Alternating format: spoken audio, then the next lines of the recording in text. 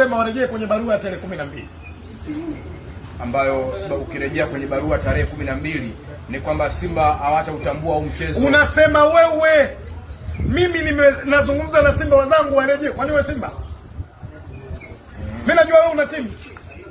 Kwa namna lakini ambavyo ukirejea kwenye ile barua ya Simba tukiwasaidia wana Simba kama unavyozungumza wewe. Wao wenyewe ndio watakwenda kusoma. Wao wenyewe ndio watapata maelekezo management ilizungumza nini juu ya hii mechi. Waandishi msitutoe katika reli. Focus ya Simba sasa ni kwenda kucheza mchezo wetu dhidi ya Kengoldi. Mchezo wa Young Africans tayari umeutoa kwenye ratiba. Kwani tarehe inayofuata Simba anacheza na nani? Kengoldi. Ikitoka na Kengoldi, Kagera Sugar. Ngazi kutoka moja na banda nyingine. Kwa hiyo tunaanza na Kengoldi. Hayo mengine tutakuja kuyajibia baadaye. Nimekuwa hii kwenye hili wapo baadhi ya mashabiki wa Simba tunaona wanaibuka na kutoa hisia zao mbalimbali kuhusiana na hiki ambacho kimetokea ama maamuzi ya bodi ya ligi